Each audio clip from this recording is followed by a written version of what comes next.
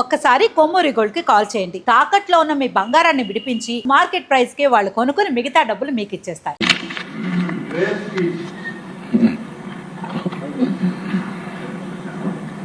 ఇప్పటి తీర్మానంపై జరిగిన చర్చకు గౌరవనీయులు సీఎం గారు చంద్రబాబు నాయుడు గారు సమాధానం చెప్తారు.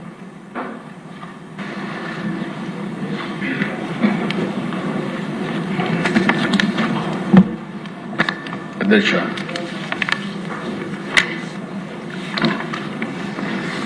ఈరోజు అమరావతి ప్రజా రాజధాని, దీన్ని చట్టబద్ధత కల్పిస్తే శాశ్వతంగా ఇబ్బంది ఉండదనే ఉద్దేశంతో కేంద్రానికి మనం పంపించడం, కేంద్రం కూడా ఒక అసెంబ్లీ తీర్మానం ఉంటే బాగుంటుందన్నప్పుడు ఈ ప్రత్యేకమైన సమావేశం పెట్టుకొని ఈరోజు మనం చర్చించాం. అధ్యక్ష, ఇక్కడికి వస్తే ఇది ఒక అరుదైన అనుభవం. ఇక్కడ ఉండే శాసనసభ్యులే కాకుండా మనందరికి కూడా. అయితే ఓసారి పవన్ కళ్యాణ్ గారు మాట్లాడుతున్నప్పుడు కానీ మిగిలిన నాయకులు మాట్లాడినప్పుడు కూడా చాలాసార్లు నేను ఆవేశానికి కూడా గురయ్యాను, భావోద్వేగం కూడా కలిగే పరిస్థితి వచ్చింది. దానికి కారణం మనం చూస్తే తెలుగు జాతిని ఒకసారి అధ్యయనం చేసుకున్నప్పుడు ఈ జాతి వైభవం ఒకసారి చూస్తే అధ్యక్ష, క్రీస్తు పూర్వం 2020 అప్పట్లోనే శాతవాహనులు జైత్యయాత్ర చేశారు. కృష్ణా గోదావరి ప్రాంతాలను ఏకం చేసి పాలించిన రాజులు శాతవాహనులు. అమరావతి నుంచే, ఇక్కడి నుంచే తెలంగాణ, కర్ణాటక, మధ్యప్రదేశ్, మహారాష్ట్రను కూడా పరిపాలించే పరిస్థితికి వచ్చారు. ఆ రోజు విదేశ వాణిజ్యం, ప్రసిద్ధి చెందిన ఓడరేవులు, నౌకా నిర్మాణ కేంద్రాలు, తెలుగు గడ్డపై నుంచి లోహాలు, వజ్రాలు, వస్త్రాలు, సుగంధ ద్రవ్యాలు ఎగుమతి చేయడం. ఇటీవల నేను బ్రిటిష్ మ్యూజియంకు పోయాను 15-16 ప్రాంతాల్లో. అక్కడ అమరావతి గ్యాలరీ ఉంది. ఇక్కడ మనకు అమరావతి గురించి తెలియదు, కానీ అప్పట్లో జరిగిన డెవలప్మెంట్స్ అన్ని బ్రిటిష్ మ్యూజియంలో భద్రపరిచారు. అది చూసినప్పుడు ఆశ్చర్యం వేస్తుంది. అంత ప్రాచీన వైభవం ఉన్నటువంటి చరిత్ర, ఘన చరిత్ర ఈ అమరావతి. ఆ తర్వాత దశ కాకతీయుల విషయం కూడా చెప్పారు. అది కూడా మనం చూస్తే ఆలయాలు, ఆర్కిటెక్చర్, అడ్మినిస్ట్రేషన్. అయితే వరంగల్ రాజధానిగా చేసుకుని పరిపాలించిన ఈ ప్రాంతం అంతా కూడా తెలుగు వారు పరిపాలించిన సందర్భం. విజయనగరం సామ్రాజ్యం, తెలుగు కళలు, సాహిత్యం, సంస్కృతి ఇవన్నీ కూడా పట్టం కట్టే పరిస్థితికి వచ్చారు. బ్రిటిష్ వాళ్ళు వచ్చిన తర్వాత దశ పరిస్థితులు పూర్తిగా మారాయి. 1573 నుంచి దగ్గర 1773 నుంచి 200 సంవత్సరాలు మెడ్రాస్ ప్రెసిడెన్సీ. అక్కడ తెలుగు జాతి పూర్తిగా మనుగడ కోల్పోయే పరిస్థితి వచ్చింది. తెలుగు వారిని మదరాసిగా పిలిచే పరిస్థితి వచ్చింది. మళ్ళీ నందమూరి తారక రామారావు గారు తెలుగుదేశం పార్టీ పెట్టి ప్రపంచం మొత్తం తెలుగువారి ఆత్మ గౌరవాన్ని చాటి చెప్పే పరిస్థితికి వచ్చారు. 73 ఏళ్ల ప్రయాణం దిశ. ఓసారి పొట్టి శ్రీరాములు గారు 58 రోజులు దీక్ష, బలిదానం. ఆయన అమరజీవి ప్రాణ త్యాగంతో బిగినింగ్లో ఎవరు పట్టించుకోకపోతే అక్కడి నుంచి ఆయన బలిదానం చేసిన తర్వాత ప్రజలు గుండెల్లో ఒక పోరాట పటిమ రావడం, రాష్ట్రం మొత్తం రగిలిపోవడం, అక్కడి నుంచి తిరుగుబాటు ప్రారంభిస్తే సాక్షాత్ నెహ్రూ లాంటి వ్యక్తి దిగొచ్చాడు. 1952 డిసెంబర్ 13న రాష్ట్ర ప్రకటన చాలా మందికి చరిత్ర అర్థం చేసుకోవాల్సిన అవసరం ఉంది. మళ్ళీ ఒకసారి అర్థం చేసుకుని తెలుగు జాతి పడినటువంటి ఇబ్బందులు కానీ, తెలుగు జాతి చూపించినటువంటి అనేక సందర్భాల్లో చొరవ కానీ మనం గుర్తుపెట్టుకోవాల్సిన అవసరం ఉంది. అయితే అధ్యక్ష, ఒకసారి చరిత్ర చూస్తే 1953 అక్టోబర్ 1వ తేదీన ఆ రోజు విజయవాడకు వచ్చుంటే, ఈ 13 జిల్లాలకు సెంటర్ ప్లేస్ కాబట్టి ఈ 40-73 సంవత్సరాల్లో ఏ విధంగా ఉండేదో ఒక్కసారి ఊహించుకుంటే ఊహకు అందదు. కానీ ఆ రోజు ఉండే రాజకీయ పరిస్థితులు, ఆ రోజు రాజకీయ పరిస్థితులు ఇక్కడ కమ్యూనిస్టులు ఉన్నారు, కాంగ్రెస్ పార్టీ ఇక్కడ ఇవ్వడం ఇష్టం లేదు. విధిలేని పరిస్థితిలో ఆంధ్రప్రదేశ్ రాష్ట్రాన్ని ఇచ్చారు. విధిలేని పరిస్థితిలో ఆంధ్ర రాష్ట్రాన్ని ఇచ్చారు, కానీ అప్పటికే ఇష్టం లేదు కాబట్టి నేరుగా ట్రాన్సిట్ రాజధానిగా కర్నూలు పెట్టి, మనం అందరం కూడా హైదరాబాద్ పోతున్నాం కానీ తాత్కాలిక రాజధాని కర్నూలులో పెడదామని పెట్టి ముందుకు పోయే పరిస్థితికి వచ్చారు. అంటే అధ్యక్ష, ఆ రోజు కూడా మొదటి భాషా ప్రయుక్త రాష్ట్రం పొట్టి శ్రీరాముల త్యాగ ఫలితం అనేది మనందరం చరిత్రలో గుర్తుపెట్టుకోవాల్సిన అవసరం ఉంది. అంటే తెలుగు వారికి పౌరుషం లేక కాదు, సత్తా లేక కాదు, ఓసారి పోరాడాలనుకుంటే పోరాడే శక్తి ఉంది. అందుకే ఆ రోజు పోరాడిన తర్వాతనే వచ్చాయి. కానీ ఇంకొక పక్కన అధ్యక్ష, మళ్ళీ తెలుగు వారందరూ ఒకటిగా ఉండాలి. ఎప్పుడూ ఆ ఫీలింగ్ ఉంది. విడిపోయాం, కలిశాం అనేక సందర్భాల్లో. అంటే ఆ రోజు మళ్ళా అందరూ ఒకటిగా ఉండాలని ఆ రోజు చూస్తే హైదరాబాద్ రాష్ట్రంలో ఉండే ముఖ్యమంత్రి రాజీనామా చేసి సమైక్య ఆంధ్రప్రదేశ్ దోహదం చేసే పరిస్థితికి వచ్చారు బొరుగుల రామకృష్ణరావు గారు. అంటే ఆయన రాజీనామా చేసి నీలం సంజీవ్ రెడ్డి గారిని చీఫ్ మినిస్టర్ చేసి ఆంధ్రప్రదేశ్ రాష్ట్రాన్ని ఏర్పాటు చేసుకునే పరిస్థితికి వచ్చారు. అంటే ఇక్కడ మనం గుర్తుపెట్టుకోవాల్సింది, రాజధానులు కోల్పోవడం, విమర్శలు, వివక్షతలు, అవమానాలు అన్ని భరిస్తూ వచ్చాం. ఓసారి అది అయిన తర్వాత మీరు చూసినప్పుడు అధ్యక్ష, 1956 నవంబర్ 1న ఆంధ్రప్రదేశ్ రాష్ట్ర అవతరణ, దీనికి కూడా పెద్ద కాంట్రవర్సీ చేశారు. 53లో మొట్టమొదటిసారిగా రాష్ట్ర అవతరణ పొట్టి శ్రీరాములు గారి త్యాగం. 56లో నవంబర్ 1న ఆంధ్రప్రదేశ్ రాష్ట్ర అవతరణ. మళ్ళీ 2014 జూన్ 2వ తారీఖున 2 రాష్ట్రాలు విభజన.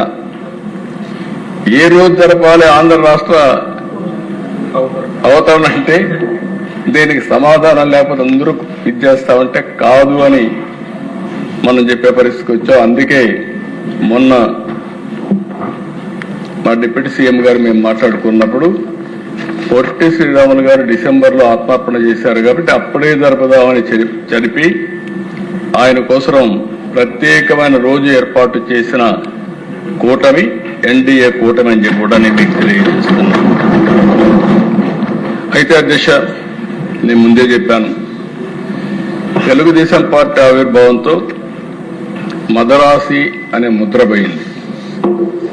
నేను ఢిల్లీకి పోయినా కూడా అంత మునుపంత మీరు ఎక్కడి నుంచి వచ్చారంటే మీరంతా మద్రాసు నుంచి, ఆంధ్రప్రదేశ్ రాష్ట్రం ఉంటుందని అర్థమయ్యేది కదా. కంబైన్డ్ స్టేట్ లోనే తెలుగు రాష్ట్రాల గురించి గుర్తించలేని పరిస్థితి.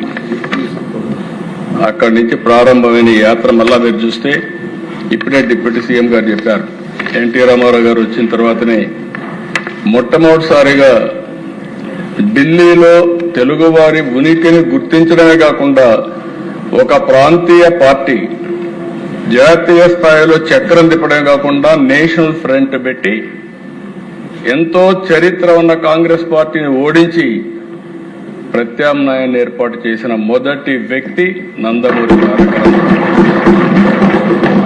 ప్రధాన ప్రతిపక్ష రోల్ కూడా ప్లే చేసే పరిస్థితికి వచ్చాం అధ్యక్ష. సంక్షేమం అవన్నీ నేను అవన్నీ చెప్పడం లేదు అధ్యక్ష. ఇప్పుడు 1995లో నేను మొట్టమొదటిసారిగా ముఖ్యమంత్రి అయ్యాను. అనేక సవాళ్లు, అనేక సమస్యలు వచ్చాయి. ఇప్పుడే మా మిత్రులు చెప్పినట్టు ఎవరు ఊహించలేదు. హైదరాబాదుకు పశ్చిమ వైపు ఉంటుంది సైబరాబాద్. ఎప్పుడు కూడా సిటీ డెవలప్, ఇప్పుడు కూడా చెప్పారు నజీర్ వీళ్ళంతా, సౌత్ ఈస్ట్లో ఎక్కువ పెరుగుతుంది, అదే మరి వెస్ట్లో పెరగదని. ఇది ఆనవాయితీ కూడా, వాస్తు కూడా అని. ఆ రోజు నేను ఆలోచించిన అక్కడ ల్యాండ్ ఎక్కువ ఉందనే ఉద్దేశంతో ఎన్నికపోతే అక్కడి నుంచి పవన్ కళ్యాణ్ గారు చెప్పినట్టు ఏమీ లేని ప్రాంతంలో ఎవరు ఊహించని రోజుల్లో ఐటీ వచ్చింది అధ్యక్ష. అప్పటికి మన అదృష్టం ఏంటంటే, హైదరాబాద్ అదృష్టం ఏంటంటే, హైదరాబాద్గా తెలుగు వారి అదృష్టం. 91లో పివి నరసింహరావు గారు తెలుగు బిడ్డ ఆర్థిక సంస్కరణలు ప్రవేశపెట్టారు. అది ఈ దేశానికి దిశ నిర్దేశించే పరిస్థితికి వచ్చారు. అది అందిపుచ్చుకున్నాం. దానిపైన 2020 విజన్ డాక్యుమెంట్ తయారు చేశాం. ఇంటర్నెట్ రెవల్యూషన్ వచ్చింది. ఆ ఇంటర్నెట్ రెవల్యూషన్ అందిపుచ్చుకున్నాం. దాన్ని అందిపుచ్చుకొని ఫస్ట్ మూవర్ అడ్వాంటేజ్ తీసుకున్నాం. అది తీసుకుంటే అధ్యక్ష ఈరోజు చాలా సంతోషం నాకు ఒకసారి అనిపిస్తుంది. చరిత్రలు ఎట్లుంటాయని ఇప్పుడే మీరందరూ కూడా చెప్పారు. చెప్పిన తర్వాత అధ్యక్ష ఇప్పుడే ఒక ఫిగర్ తెప్పించాను అధ్యక్ష. ఆ ఫిగర్ తెప్పిస్తే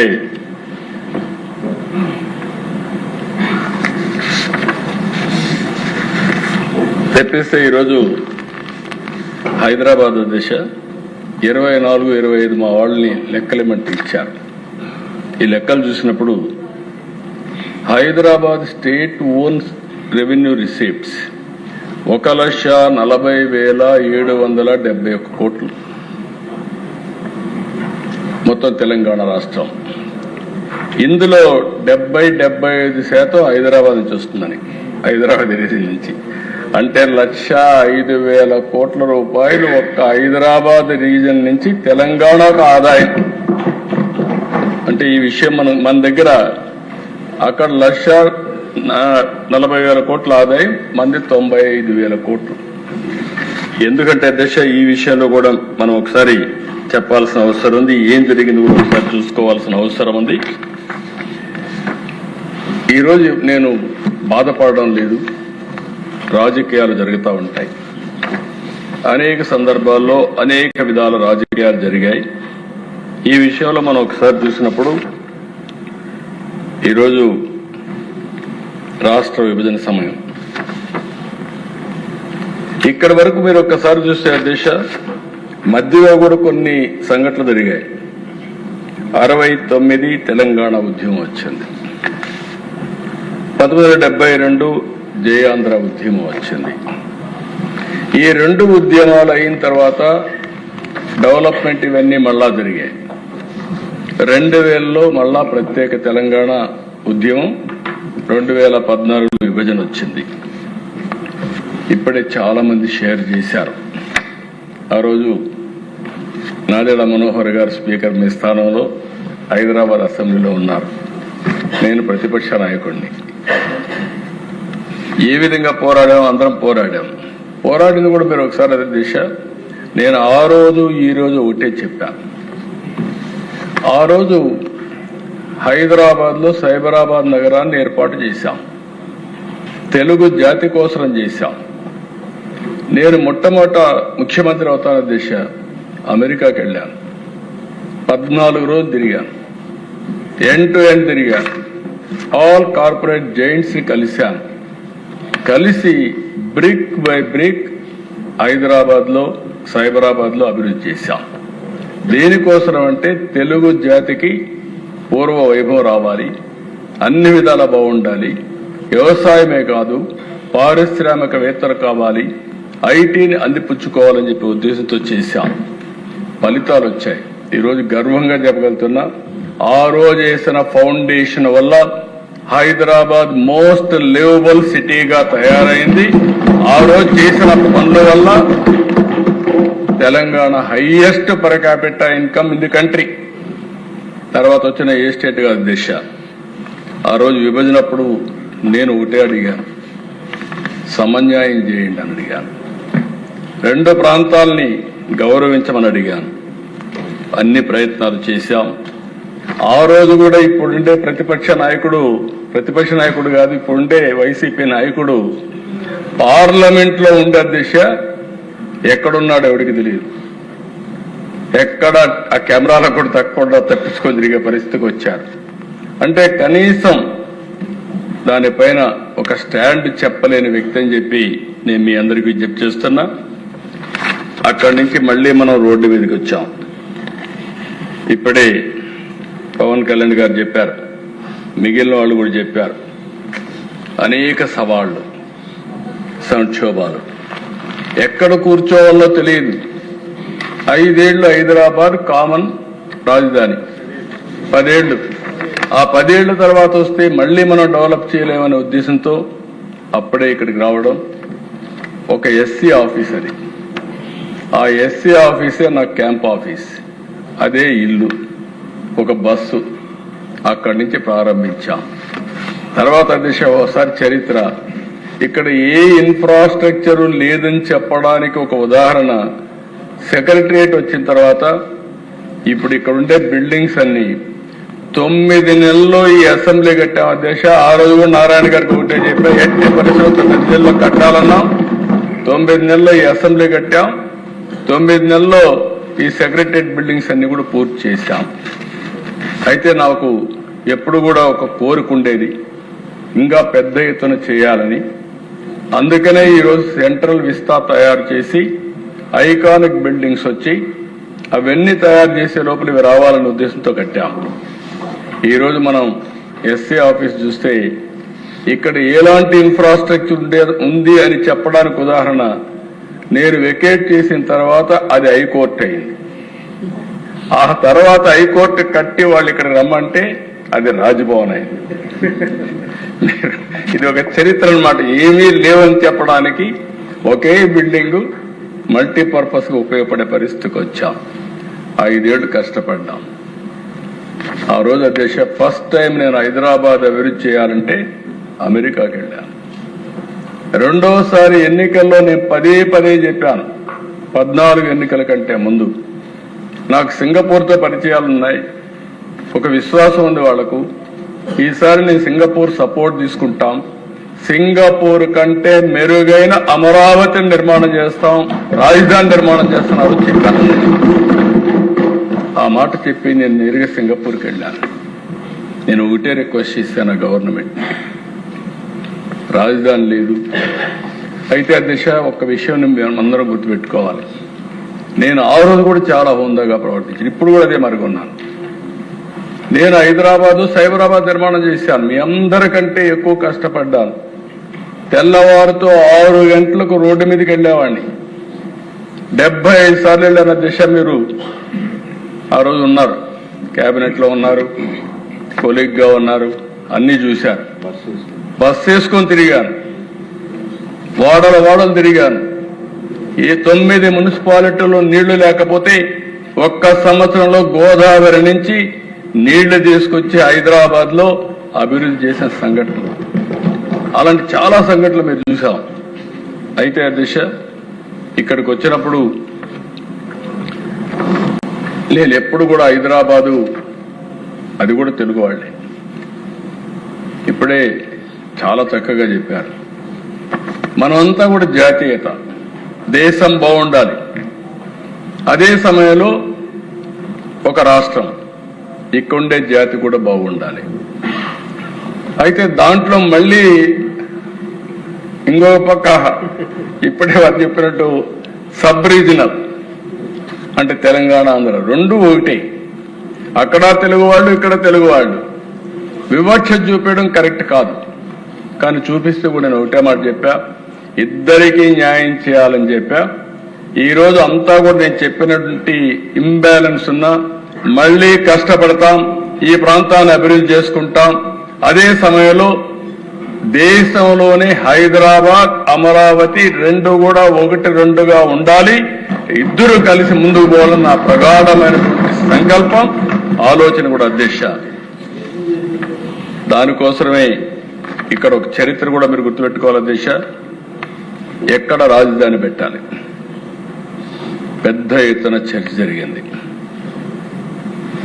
అయితే ఆ చర్చలో మీరు చూస్తే శివరామకృష్ణయ్య ఆ రోజే గాని కేంద్రం కూడా ఒక మాట చెప్పేసి ఉంటే విజయవాడ, అమరావతి, గుంటూరు మీరు రాజధాని ఒక మాట అని ఉంటే మనకి ఇబ్బంది ఉండేది కాదు. ఆ రోజు శివరామకృష్ణయ్య వేశాడు. ఆయన ఊరూరికి పోయి మీకు రాజధాని కావాలని అడిగాడు.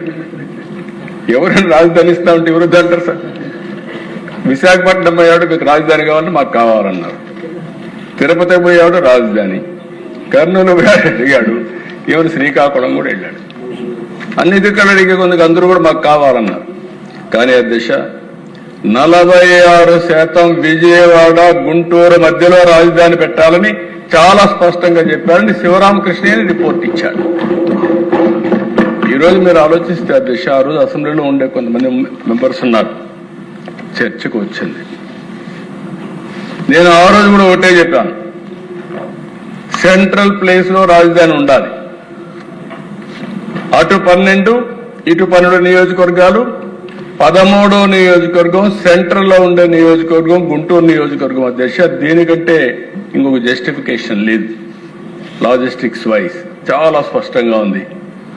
ఆ రోజు నేను పెట్టినప్పుడు ఇప్పుడే సత్య గారు చాలా హెల్త్ మినిస్టర్ చెప్పాడు, వికేంద్రీకరణ ఐఐఎం విశాఖపట్నంలో పెట్టాం, పెట్రోలియం యూనివర్సిటీ కాకినాడలో పెట్టాం, ఎన్ఐఐటి తాడేపల్లిగూడెం పెట్టాం, పెట్రోలియం వైజాగ్ వెళ్ళింది, నిట్ తాడేపల్లిగూడెంకి వచ్చింది, కాకినాడ కూడా ఒక ఇన్స్టిట్యూట్ ఇచ్చాం.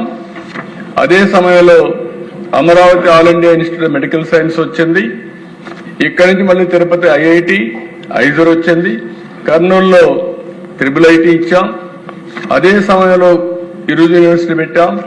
అనంతపూర్లో సెంట్రల్ యూనివర్సిటీ పెట్టి ఆ రోజు అసెంబ్లీలో కూడా నేను ఏ జిల్లాకు ఏమేం చేస్తానని చెప్పి అవన్నీ కన్విన్స్ చేసి రాజధాని విజయవాడ, గుంటూరు మధ్యలో ఉంటుంది, అధికార వికేంద్రీకరణ చేయడం, అభివృద్ధి చేయడం మా బాధ్యతని ఆ రోజు నేను చాలా స్పష్టంగా చెప్పి దాని ప్రకారం పనిచేశాం అధ్యక్ష. ఆ రోజు అధ్యక్ష ఇవన్నీ చెప్పిన తర్వాత ప్రతిపక్షంలో ఉన్న వ్యక్తి బేషరతుగా సపోర్ట్ చేస్తారు. 13 జిల్లాలు, చిన్న రాష్ట్రం, ఇబ్బంది పెట్టడం నాకు ఇష్టం లేదు కాబట్టి నేను ఒప్పుకుంటానని చెప్పాను. అదే మరి అధ్యక్ష ఇప్పుడే ఫైనాన్స్ మినిస్టర్ గారు ఇచ్చారు. రోజుకొక మాట, ఓసర వెళ్ళి రాజకీయాలు అంటే కనీసం టెక్నాలజీ వచ్చిన రోజుల్లో మనం చెప్పిన మాటని మళ్లీ మారిస్తే ఏమనుకుంటారో కూడా లేకుండా 14-19 చెప్పిన తర్వాత ఎన్ని విన్యాసాలు వేయాలని ఎన్ని విన్యాసాలు వేశారు. రైతులు ఇక్కడ భూములు ఇస్తా ఉంటే ఈ విషయంలో ఒక్కసారి మనందరం గుర్తుపెట్టుకోవాల్సిన అవసరం ఉంది అధ్యక్ష. ఇక్కడ మనం గుర్తుపెట్టుకోవాల్సింది ఆ రోజుట్లో ఎక్కడ పెట్టాలని ఆలోచించినప్పుడు చాలా తర్జనభర్జన జరిగింది. నేను కూడా ఒక 100 ఎకరాల్లో ఒక దగ్గర పెట్టేయచ్చు, కానీ అది కాదు నా ఉద్దేశం. ఈరోజు తెలంగాణకు హైదరాబాద్ ఉంది, కర్ణాటకకు బెంగళూరు ఉంది, చెన్నైకి తమిళనాడుకి చెన్నై ఉంది. ఆ రాజధానుల వల్ల ఆ ప్రాంతంలో ఆర్థిక వనరులు సమకూరుతున్నాయి, ఉపాధి అవకాశాలు వస్తున్నాయి. ఇవన్నీ చూసిన తర్వాత తెలుగు వాళ్ళకు కూడా అన్యాయం జరగకూడదు, మనకంటూ ఒక రాజధాని కావాలని ఆలోచించినప్పుడు ఏ ప్రాంతంలో బాగుంటుంది, ఇక్కడ బాగుంటుందని ఆలోచించి ఒక డబ్బులు లేవు, పెట్టుబడులు పెట్టలేము, ఏం చేయాలని ఆలోచిస్తే అందరితో మాట్లాడి వచ్చిన ఆలోచన ల్యాండ్ పూలింగ్ ఆలోచన. ఎవరన్నా ఇస్తారంటే నారాయణ గారు, ఇక్కడుండే ఎమ్మెల్యేలు అందరితో పుల్లారావు గారు అప్పుడు ఉన్నారు, అదే మరి మంత్రిగా ఉన్నాడు శ్రవణ్ కుమార్ అందరితో మాట్లాడితే ఇక్కడ రైతులకు వచ్చి చెప్తే దిశ నా జీవితంలో ఎప్పుడు మర్చిపోలేను.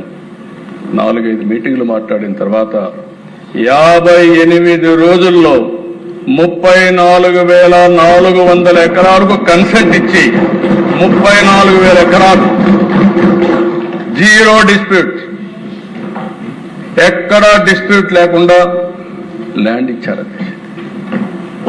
చాలా మందికి ఆశ్చర్యం వేసింది. ఇప్పటికి కూడా ప్రపంచంలో ఎక్కడా జరిగిందని నేను అనుకోను ఇప్పటికి కూడా. అయితే దానికి కారణం అధ్యక్ష, హైదరాబాద్లో ఎయిర్పోర్టు 5,000 ఎకరాలతో కట్టాం. అక్కడ కూడా ఏమి డిస్ప్యూట్ లేదు. నేను ఒకే మాట చెప్పాను ఆ రోజు హైదరాబాద్లో, మీరు ల్యాండ్ ఇవ్వండి, లిబరల్గా కాంపన్సేషన్ ఇస్తాం, మీరు పక్కన కొనుక్కోండి, ఇక్కడ ఎయిర్పోర్ట్ వస్తుంది, మీరు అభివృద్ధి అవుతారంటే నమ్మకంతో ఇచ్చారు. అదేవిధంగా ఇక్కడ ఈ రాజధాని కోసం ఒక్క మాట మాట్లాడకుండా 33,000 ఎకరాలు ఇస్తే అక్కడి నుంచి ఇవన్నీ కూడా ఈరోజు మనం కూర్చున్న ప్లేస్ కూడా ఆ రైతులు ఇచ్చిందే. ఈ సందర్భంగా మరొక్కసారి ఆ రైతాంగానికి శిరస్సు వంచి నమస్కారాలు తెలియజేస్తాను. ఇది ఒక స్ఫూర్తి. ఆ స్ఫూర్తితో వాళ్ళు ఇస్తే ఇక్కడికి వచ్చినప్పుడు అధ్యక్ష వీళ్ళు మాట్లాడిన మాటలు ఎన్నిసార్లు అధ్యక్ష ఆ టీవీ మీరే చూశారు. నీళ్లుంటే చాలు, 33,000 ఎకరాలు భూమి కావాలన్నాడు. అంటే ఎవరు ఇవ్వరని 33,000 ఎకరాలు ఇచ్చేసిన తర్వాత అదెట్టి ఇచ్చారన్నాడు. అక్కడి నుంచి మళ్ళీ విచిత్రమైన వ్యక్తి అధ్యక్ష కొంతమంది మాట్లాడారు. కానీ ఎలాంటి వ్యక్తి అంటే అలాంటి ఇక్కడ చెరుకు తోటల్లో ఆ రోజుల్లోనే అగ్గిపెట్టే పరిస్థితి వచ్చారు, నిప్పు పెట్టే పరిస్థితికి వచ్చారు. వరల్డ్ బ్యాంక్ లెటర్ల మీద లెటర్లు రాశారు, డబ్బులు ఇవ్వద్దని, సహకరించొద్దని. అంటే ఎన్ని విధ్వంసాలు చేయాలనో అన్ని విధ్వంసాలు చేసే పరిస్థితికి వచ్చారు. కానీ ఆ రోజు కూడా అధ్యక్ష నాకు ఒకసారి అనిపిస్తుంది, ఈ ప్రాంతంలో రాజధాని పెట్టాలన్నప్పుడు ప్రధానమంత్రి గారు వస్తారన్నప్పుడు ప్రతి గ్రామంలో దేవాలయాల్లో పూజలు చేసి అక్కడ పవిత్రమైన మట్టిని పవిత్రమైన జలాల్ని పూజ చేసి దేవాలయాల్లో మసీదుల్లో లేకపోతే చర్చల్లో అన్ని ప్రాంతాల్లో స్వర్ణ దేవాలయాలు కూడా పూజలు చేసి ఆ పవిత్రమైన మట్టిని నీళ్లని ఇక్కడ తీసుకొచ్చి ఈ ప్రాంతాన్ని పునీతం చేశాం. ప్రధానమంత్రి గారు కూడా ఆ రోజు ఇప్పుడు కూడా జ్ఞాపకం ఉంది దిశ, ఆయన చెప్పిన మాట, నేను ఈరోజు ఏదైతే పక్కనుండే రివర్ యమునా నదీ తీరానుండే పవిత్రమైన జలాల్ని అదే మరి పార్లమెంటు దగ్గరుండే మట్టిని తీసుకొస్తున్నా. ఇది పార్లమెంటు దగ్గర మట్టిని తీసుకొచ్చారంటే పార్లమెంటు సాక్షిగా అమరావతిని అభివృద్ధి చేసే బాధ్యత పార్లమెంటు తీసుకుంటుంది, కేంద్ర ప్రభుత్వం తీసుకుంటుందని ఆ రోజే ప్రధానమంత్రి గారు చెప్పారు. అదే భరోసా అని చెప్పి కూడా నేను మీకు తెలియజేస్తున్నాను అధ్యక్ష. అలాంటిది ఈరోజు మనం చూస్తే అధ్యక్ష, ఇన్ని జరిగితే 2000 ఈ ప్రాంతంలో మనం చూసినప్పుడు రైతులు ఇచ్చింది కేవలం భూములు కాదు అధ్యక్ష, 5 కోట్ల ప్రజలకు భవిష్యత్ ఇచ్చారు అధ్యక్ష. ప్రోగ్రెస్ లో పార్ట్నర్స్ అయ్యారు అధ్యక్ష. 217 చదరపు కిలోమీటర్ పరిధిలో రాజధాని నగరం, 16.9 చదరపు కిలోమీటర్ పరిధిలో కోర్ క్యాపిటల్. ఏపీసీఆర్డీఏ చట్టం 2014-30 అమలు చేశాం. ఇంకొక పక్కన మీరు ఒకసారి చూస్తే అధ్యక్ష, ఆ రోజు చెప్పాను, ఈ రోజు చెప్తున్నా, అమరావతి ఇది సెల్ఫ్ సస్టైనబుల్ ప్రాజెక్ట్. ఈ ప్రాజెక్టుకి రాష్ట్రంలో ఎక్కడా ఒకప్పుడు హైదరాబాద్ లో ప్రైవేట్ భూమి ఉంది, కానీ గవర్నమెంట్ భూమి ఉండేది. గవర్నమెంట్ భూమి తీసుకొని డెవలప్ చేశాం. దానివల్ల ప్రైవేట్ భూములు కూడా విలువ పెరిగింది, ముందుకు పోయే పరిస్థితికి వచ్చారు. ఇక్కడికి వస్తాను అధ్యక్ష, ఇక్కడ భూమి లేదు కాబట్టి రైతుల ముందుకు వచ్చారు, వాళ్ళ ఉదారత వచ్చారు. దీనిపైన ల్యాండ్ మానిటైజేషన్కి పోతున్నాం. కొంత ల్యాండ్ తిరిగి వాళ్ళకి డెవలప్ చేసి ఇస్తాం, కొంత భూమి రిజర్వ్ ఉంది, ఇది కూడా అమ్ముకుంటాం. నేను ముందే చెప్పినట్టు అధ్యక్ష, మీరు ఒకసారి చూస్తే ఇన్కమ్ మీరు చూశారు. ఏం జరుగుతుంది ఒక రాజధాని వల్ల అని మాట్లాడే వ్యక్తులకి ఈరోజు హైదరాబాద్ కాంట్రిబ్యూషన్ 1,05,000 రూపాయలు సంవత్సరానికి ప్రజల అభివృద్ధి కోసం వచ్చే ఆదాయం ఒక్క హైదరాబాద్ వల్ల 1,00,000 కోట్ల రూపాయలు వస్తుంది సంవత్సరానికి. ఈ విషయం తెలియని వాళ్ళు ఏదంటే అది మాట్లాడే పరిస్థితికి వస్తున్నారు. రేపు రాబోయే రోజుల్లో ఇప్పుడు ప్రభుత్వానికి ఆదాయం వస్తుంది, భూమిని మానిటైజ్ చేస్తే తిరిగి ఆ డబ్బులు కడతాం. మనం కన్స్ట్రక్షన్ చేసే సమయంలోనే ఆదాయం వస్తుంది ట్యాక్సెస్ ద్వారా, అది కూడా రాష్ట్ర ఆదాయాన్ని పెంచే పరిస్థితికి వస్తుంది. రెండోది ఉపాధి అవకాశాలు వస్తాయి. ప్రజల ఆస్పిరేషన్స్ ని ఫుల్ఫిల్ చేసే కేంద్రంగా అమరావతి ఉంటుంది.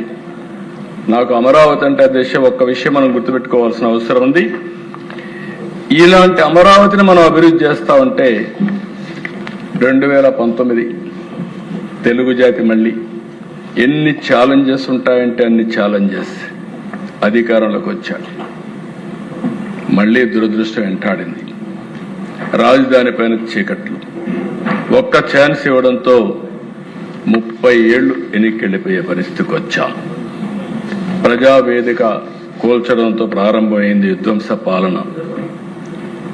ఒక్క మాట కాదు దిశ, వేశ్యల రాజధాని, శ్మశానం, ఎడారి, ముంపు ప్రాంతం, విషాన్ని జిమ్మారు, విద్వేషాన్ని చేశారు. కడాన 2019 డిసెంబర్ 17న 3 రాజధానుల ప్రకటన. అంతా గందరగోళం.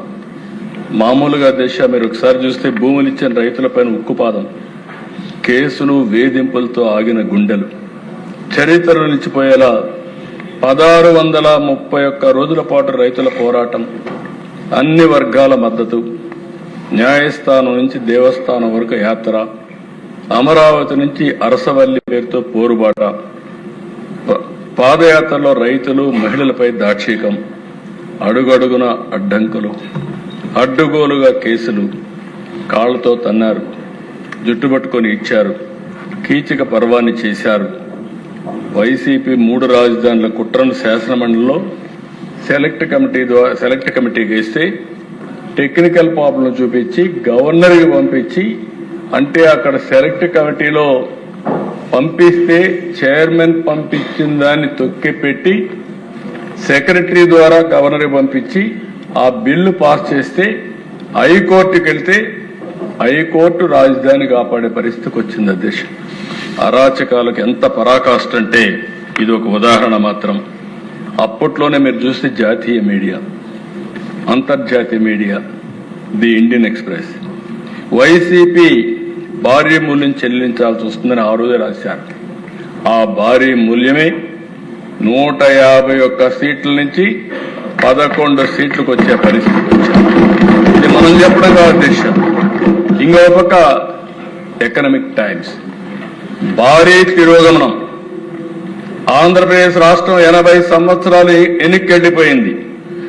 బిజినెస్ స్టాండర్డ్స్, హేతుబద్ధత లేదు 3 రాజధానులకి. ది హిందుస్థాన్ టైమ్స్ స్వార్థ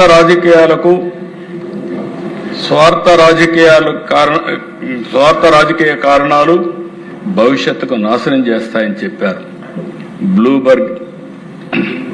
బ్లూంబర్గ్ అమెరికా నుంచి వాళ్ళు రాసినప్పుడు ఇంకా పెట్టుబడులు రావు, పెట్టుబడులు ఉండేటివి పోతాయంటే అదేవిధంగా మొత్తం పోయే పరిస్థితి వచ్చింది.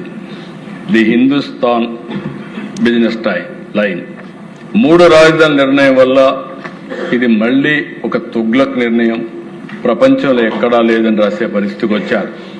సిపిఐ, సిపిఎం, జనసేన, బీజేపీ, కడకు కాంగ్రెస్ కూడా అందరూ అమరావతిని యాక్సెప్ట్ చేశారు. ఓసర వెళ్లి రాజకీయాలు చేసి 3 ఆటలు ఆడిన పార్టీ వైఎస్ఆర్ కాంగ్రెస్ పార్టీ. ఆంధ్ర రాష్ట్రానికి ద్రోహం చేసిన పార్టీ వైఎస్ఆర్ కాంగ్రెస్ పార్టీ అని చెప్పి మీకు తెలియజేస్తున్నారు. అంతటితో ఆగలేదు దిశ. 2024 పవన్ కళ్యాణ్ గారిని మనస్ఫూర్తిగా అభినందిస్తున్నా. మొట్టమొదటిసారిగా 2014 నాకు జ్ఞాపకం, బీజేపీతో అలయన్స్ పెట్టుకున్నాం. అలయన్స్ పెట్టి ఎన్నికలకు పోతున్నాం. ఎన్నికలు పోయే సమయంలో ఒకసారి పవన్ కళ్యాణ్ గారు కలిసి రిక్వెస్ట్ చేయాలి. నేను ఇంటికి వెళ్ళాను, వారికి జ్ఞాపకం ఉంటుంది. ఇంటికి వచ్చాను. ఇంటికి వచ్చినప్పుడు నేను మాట్లాడినప్పుడు అన్కండిషనల్ గా నేను పోటీ చేయను, ఎన్డీఏ కూటమికి దేశ రాజకీయాల కోసం, దేశ భవిష్యత్తు కోసం, ఆంధ్రప్రదేశ్ భవిష్యత్తు కోసం నేను అన్కండిషనల్ గా సపోర్ట్ చేస్తానని చెప్పి అన్కండిషనల్ గా సపోర్ట్ చేశాను. ఇప్పుడు ఆంధ్రప్రదేశ్ తెలంగాణ రెండో పోటీ చేశాం అధ్యక్ష. అదే మరిగా బీజేపీతో కూడా అందరం కలిసి పోటీ చేశాం. రెండు దిక్కల్లా సపోర్ట్ చేశారు.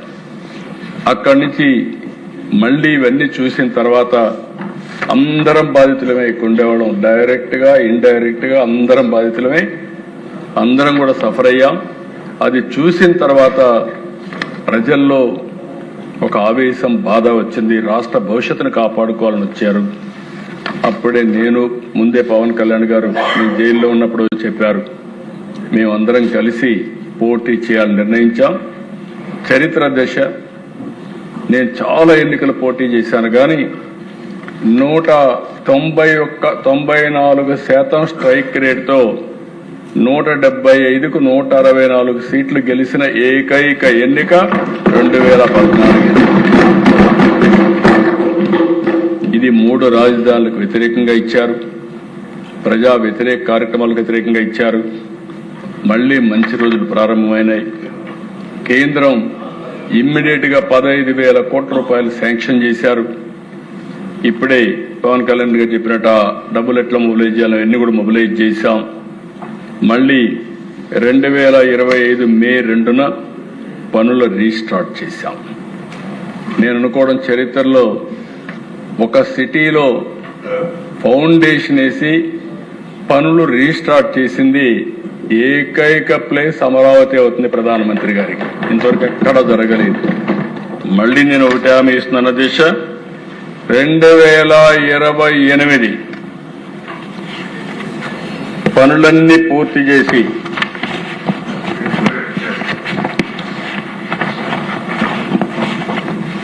ఈరోజు మొత్తం ప్రధానమంత్రి గారు రీస్టార్ట్ చేసింది 2 మే 2025. మొత్తం trunk roads, layouts, assembly, high court, 5 iconic towers ఇవన్నీ కూడా వివిధ డేట్స్ లో పూర్తవుతాయి. ఇప్పుడే నారాయణ గారు అడిగితే క్లియర్ గా ట్రంక్ రోడ్స్ అన్ని 27 మే 2027కి పూర్తవుతాయి. లేఅవుట్స్ అన్ని 27 మే 2028కి పూర్తవుతాయి. అసెంబ్లీ 28 మే 2028కి పూర్తవుతాయి. హైకోర్టు 20 జూన్ 2028కి పూర్తి చేసి 5 ఐకానిక్ టవర్స్ 4 ఆగస్టు 2028కి పూర్తి చేసి మళ్లీ ఆగస్టు 2028కి ప్రధానమంత్రి గారే వచ్చి ఇవి ప్రారంభం చేసే పరిస్థితి వస్తారు. అది కూడా ఇనాగరేషన్ పెడతాం. అంటే ఇలాంటి చరిత్ర ఎక్కడా జరుగుండదు అధ్యక్ష. ఫౌండేషన్ వేయడం, రీస్టార్ట్ చేయడం, మళ్లీ ఇనాగరేట్ చేయడం. అందుకే అధ్యక్ష ఈరోజు మనందరం గుర్తుపెట్టుకోవాల్సింది 56,000 కోట్లు విలువైన 91 పనులు అవుతున్నాయి. రాత్రింబళ్ళు దగ్గర 30,000 మంది పనిచేస్తున్నారు. అయితే అధ్యక్ష ఈ రోజైనా మారుతారనుకున్నారు. వైసీపీ ఇంకా బుద్ధి మారలేదు. అవే కుట్రలు, అవే కుతంత్రాలు. రాజ్యాంగంలో రాజధాని పదమే లేదంటారు. ఏమనాలో నాకైతే అర్థం కాదు. అంటే వీళ్ళకు ఒక రాజ్యాంగం రాసుకుందని నాకు తెలియదు. ఇక్కడ ఉండేది రాజారెడ్డి రాజ్యాంగం లేదు, అంబేద్కర్ గారు రాసిన రాజ్యాంగం ఉంటుంది. ఆ విషయం అవసరం ఏమి కూడా దేశ బాధ్యత. నేను చాలాసార్లు రాజకీయ నాయకులను చూశాను, కానీ ఒక్కొక్కసారి బాధున్నా అక్కసున్నా రాజకీయాల్లో ఉండే అధ్యక్షులు వ్యక్తులు ఎప్పటికప్పుడు వాస్తవాలకు దగ్గరగా పనిచేస్తారు. ఆ వాస్తవాలకు దగ్గరగా పనిచేయకుండా ఈరోజు నేను అనుకున్నాను, కనీసం చేసిన తప్పని కరెక్ట్ చేసుకోవడానికి ఇప్పుడైనా వచ్చి ఈ ప్రత్యేకమైన సమావేశంలో శాశ్వత రాజధానికి సహకరిస్తారు, కానీ లేకపోతే విట్నెస్ చేస్తారని చెప్పి అనుకున్నాను. ఈ రోజు కూడా రాలేదంటే నాకు అర్థం కావడం లేదు. ఎలాంటి వ్యక్తితో మనం రాజకీయం చేస్తున్నామో ఈ సంఘటన స్పష్టం చేస్తుంది. అలాంటి చేసే పరిస్థితికి వచ్చారు. ఏది ఏమైనా నేను ఒకటే చెప్తున్నాను, ఏపీకి ఒకే ఒక రాజధాని, అదే అమరావతి. ఇదే శాశ్వత రాజధాని. ఇప్పటికే తీర్మానం చేశాం. అసెంబ్లీలో తీర్మానంతో చట్టబద్ధంగా రాజ్యాంగపరంగా అమరావతికి దృఢత్వం వస్తుంది. ఇంకెవ్వరు టచ్ చేయలేరు. ఇంచు కూడా కదలదు, ఇంచు కూడా కదిలించే పరిస్థితి రాదు. శాశ్వతంగా అమరావతి ద్రోహిగా వైఎస్ఆర్ కాంగ్రెస్ పార్టీ నిలుస్తుంది. నేను విభజన జరిగినప్పుడు బాధపడలేదు కానీ ఈ రాష్ట్రంలో అనుక్షణం కుట్రలు కుతంత్రాలు చేసి తెలుగు జాతి ప్రగతికి అడ్డుపడాలని ప్రయత్నం చేయడం మాత్రం చాలా బాధేస్తుంది. ఓసారి దిశ ఇది 4వసారి ఫైర్ యాక్సిడెంట్. నిన్న కూడా జరిగాయి, 3 జరిగాయి. ప్రధానమంత్రి వచ్చినప్పుడు ఒకసారి ఇదే మరి ఫైర్ యాక్సిడెంట్ జరిగింది. రెండోసారి మొన్న ఒక ఎల్ఎన్టీ క్యాంపులో జరిగింది. నిన్న 3వసారి మళ్లీ మెగా క్యాంపులో జరిగింది. ఇన్ని జరుగుతున్నాయంటే నేను కూడా చాలా స్పష్టంగా పోలీసులకు ఆదేశాలు ఇచ్చాను. సిట్టు కూడా వేశాం. ఎవడైనా సరే అమరావతిలో గాని జోక్యం చేసుకున్నా, వైలెన్స్ క్రియేట్ చేసినా, సెబటైజ్ చేసినా అదే వాళ్ళకి చివరి రోజు అవుతుంది. గుర్తుపెట్టుకోని మరి ఒక్కసారి హెచ్చరిస్తున్నాను. ఎవరైనా కావచ్చు, గుర్తుపెట్టుకోవాల్సిన అవసరం ఉంది. అధ్యక్ష, నేను 4వసారి ముఖ్యమంత్రి అయ్యాను. 48 సంవత్సరాలు రాజకీయాల్లో ఉన్నా. 73 సంవత్సరాలు స్వాతంత్రం వచ్చిన తర్వాత తెలుగువారి చరిత్ర. 25 సంవత్సరాలు కాకుండా మిగిలిన సమయంలో నేను ప్రత్యక్ష రాజకీయాల్లో ఉన్నా. ఎమ్మెల్యే, పార్టీ రాజకీయాలు, అక్కడి నుంచి హైకమాండ్, పార్టీని రన్ చేయడం ఉన్నా. ఈ గౌరవం నాకు ఇచ్చింది అధ్యక్ష. తెలుగు జాతి గౌరవం ఇచ్చారు. అనునిత్యం నాకు గుర్తుంటుంది. ఈ రాష్ట్రంలో అధ్యక్ష ఏ ఒక్క వ్యక్తికి కూడా ఇంత సుదీర్ఘ రాజకీయ కాలంలో పార్టీని రన్ చేసే అవకాశాన్ని ఇవ్వలేదు. అంటే దగ్గర 9.5 సంవత్సరాల ముఖ్యమంత్రి, సమైక్య ఆంధ్రప్రదేశ్లో 10 సంవత్సరాల అపోజిషన్ లీడర్ని. అదే సమయంలో ఇక్కడ 2వసారి ముఖ్యమంత్రిని, ఒకసారి అపోజిషన్ లీడర్ని. ఇన్నేళ్లలో నేను చూసిన దేశ నా లక్ష్యం ఒకటే, నా ఆలోచన ఒకటే. ఆ రోజు సైబరాబాద్ని అభివృద్ధి చేశాం. సైబరాబాద్ని అభివృద్ధి చేసి జాతికి అంకితం చేశాం. ఈరోజు 42% తెలుగు జాతి హైయెస్ట్ పర్ క్యాపిటల్ ఇన్కమ్ వల్ల మెరుగైన జీవన ప్రమాణాలు వచ్చాయి. ఈరోజు ఇక్కడ అమరావతి చేసుకుంటున్నాం. ఒక్క అమరావతి కదా దిశ. ఒక విషయం మనం గుర్తుపెట్టుకోవాలి. ఆంధ్రప్రదేశ్ దేహం అయితే అమరావతి ఆంధ్రప్రదేశ్ గుండె, అమరావతి ఆంధ్రప్రదేశ్ ఆత్మ. ఇంకొక పక్క నాది అమరావతి అని ప్రతి ఒక్కరూ సగర్వంగా చెప్పుకునే విధంగా అమరావతిని తయారు చేసే బాధ్యత మనందరిది. దానికి అంకితమైన విద్య, ఉద్యోగం, knowledge care of Amaravati. Best liveable city Amaravati. మొన్న కూడా చెప్పాను, Hyderabad plus Amaravati. Hyderabad brown field city, Amaravati green field city. ఇక్కడ ఆదాయాన్ని సృష్టిస్తాం. రాష్ట్ర అభివృద్ధికి, సంక్షేమానికి ఈ ఆదాయాన్ని ఖర్చు చేసే పరిస్థితి వస్తాం. ఇది భవిష్యత్ నగరం అమరావతి. నేచర్, ట్రెడిషన్, టెక్నాలజీ కలయిక తీసుకొస్తాం. Blue green concept. దేశంలో చాలా రాష్ట్రాల్లో కూడా మీరు చూస్తే కృష్ణా నది ఫ్రెష్ వాటర్, ఇది పోయేది ఎక్కడా లేదు. అదే సమయంలో గ్రీన్, చెట్లు పెడితే బ్రహ్మాండంగా వస్తాయి. అన్ని యూటిలిటీస్ అన్ని కూడా డక్ట్ ద్వారా తీసుకెళ్తున్నాం. Straight roads, green energy, central cooling. దేశంలో లేటెస్ట్ టెక్నాలజీస్ ప్రపంచంలో ఏవైతే ఉన్నాయో అవన్నీ తీసుకొస్తాం. ఇప్పటికే బిట్స్ వచ్చింది, ఎస్ఆర్ఎం వచ్చింది, all India institute of medical science వచ్చింది, అమృత్ వచ్చింది, ఎస్ఎల్ఆర్ఐ వచ్చింది, బిట్స్ వస్తా ఉంది. ఇది రాబోయే రోజుల్లో ఒక నాలెడ్జ్ హబ్గా తయారవుతుంది. అమెరికాలో సిలికాన్ వ్యాలీ ఉంది, ఇండియాలో క్వాంటమ్ వ్యాలీ ఉంది.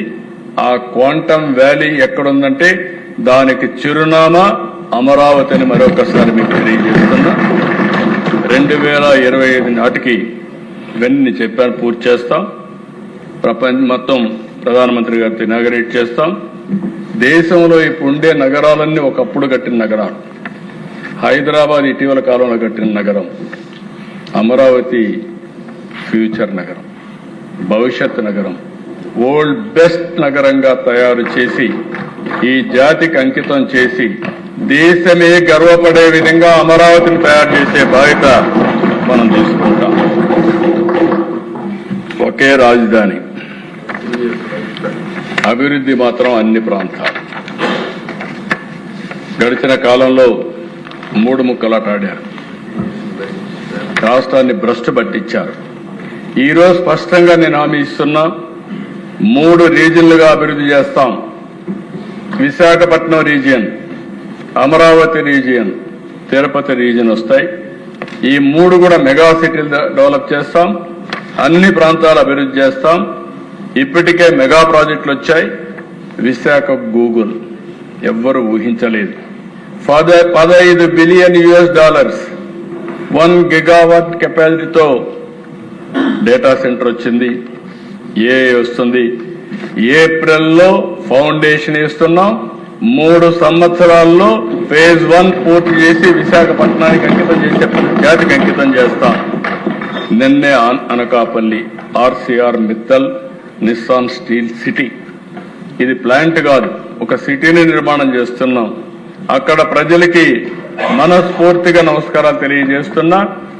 మేము ఒక ప్లాంట్ వస్తుందంటే ఆ ప్లాంట్ కు పూర్తిగా సహకరించి ల్యాండ్ ఇచ్చిన రైతుల వల్ల అనేది సాధ్యమైంది. ఆ రైతాంగానికి మనస్ఫూర్తిగా అభినందనలు, ధన్యవాదాలు తెలియజేస్తున్నాం. ఇంకొక పక్కన దిశ, ఈరోజు రామాయంపట్నం BPCL వస్తుంది, అది కూడా తొందరలో ఫౌండేషన్ ఇస్తాం. కాకినాడ గ్రీన్ అమోనియా ప్లాంట్ వస్తుంది. Amaravati quantum valley, Polavaram, Amaravati, Visakha steel plant కేంద్రం సహాయం చేసింది. మనస్ఫూర్తిగా అభినందిస్తున్నా. మొన్నటి వరకు విశాఖపట్నం స్టీల్ ప్లాంట్ ఏమవుతుందో దిక్కుదిలిన పరిస్థితి నుంచి ఈ రోజు లాభాల బాటలో నిలబెట్టే బాధ్యత ఈ ప్రభుత్వం తీసుకున్నాం. దాన్ని కూడా ముందుకు తీసుకెళ్తాం. పోలవరం నిన్న కూడా రివ్యూ చేశాను. కేంద్ర సెక్రటరీ వచ్చాడు, కాంతారా వస్తాయని గట్టిగా చెప్పాం. మొత్తం స్ట్రీమ్ లైన్ చేసి డబ్బులు కొరత లేదు. మనకు రాబోయే సంవత్సరం గోదావరి పుష్కరాలు వస్తాయి. గోదావరి పుష్కరాల కంటే ముందు పోలవరాన్ని పూర్తి చేసి జాతికి అంకితం చేసే బాధ్యత తీసుకుంటాం. అది కూడా పూర్తి చేస్తాం. ఉత్తరాంధ్రకు మెగా పరిశ్రమలు తీసుకొస్తాం. రాయలసీమలో సాగునీరు, పరిశ్రమలు, హార్టికల్చర్ తీసుకొస్తాం. నేను మీరు శాశ్వతం కాదు, మనందరం గుర్తుపెట్టుకోవాలి. మనం చేసిన మంచి, మనం చేసిన అభివృద్ధి శాశ్వతం. మనకి ఎప్పటికీ అది గుర్తుండాల్సిన అవసరం ఉంది. అందుకే ఈ రోజు చెప్తున్నాను అధ్యక్ష, ఈ తీర్మానం పెట్టినప్పుడు మీ అందరినీ రిక్వెస్ట్ చేస్తున్నా. అమరావతి అజేయం, అమరావతి అద్భుతం, అమరావతితోనే తెలుగు వైభవం. జై తెలుగు తల్లి, జై భారత్, జై హింద్.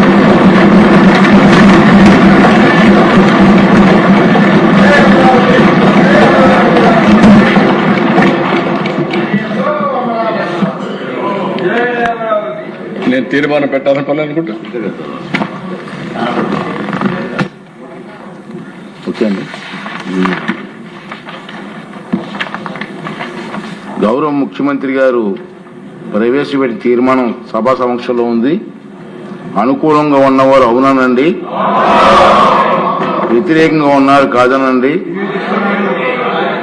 అవునన్నారు, అందరూ అవునన్నారు.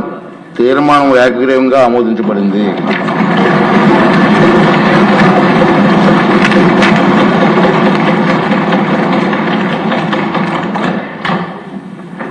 చిన్న ప్రకటన అండి.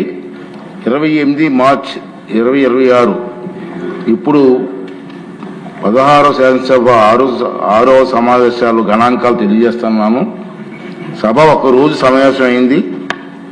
ఈరోజు 5 గంటల 30 నిమిషాలు సభ నడిచిందండి. ఈరోజు 30 నిమిషాల పాటు శాసనసభ కార్యక్రమాలు జరిగాయి. ఒక ప్రభుత్వ తీర్మానం ఏకగ్రీవంగా ఆమోదించబడింది. మొత్తం 23 మంది సభ్యులు తీర్మానంపై చర్చల్లో పాల్గొన్నారు. 28/3/2026 అంటే నేటి రోజున శాసనసభలో రాజకీయ పక్షాలు బలాబలాలు ఇలా ఉన్నాయి. తెలుగుదేశం పార్టీకి 135 మంది సభ్యులు, జనసేన పార్టీకి 21 మంది సభ్యులు, వైఎస్ఆర్ పార్టీ వైఎస్ఆర్ కాంగ్రెస్ పార్టీ కేవలం 11 మంది, జాతీయ జనతా పార్టీకి 8 మంది సభ్యులు ఉన్నారండి. ఈ విషయాలు తమ దృష్టికి తీసుకొస్తున్నారు. 16వ శాసనసభ 6వ సమావేశాలను నిరవధికంగా వాయిదా వేయడమైంది.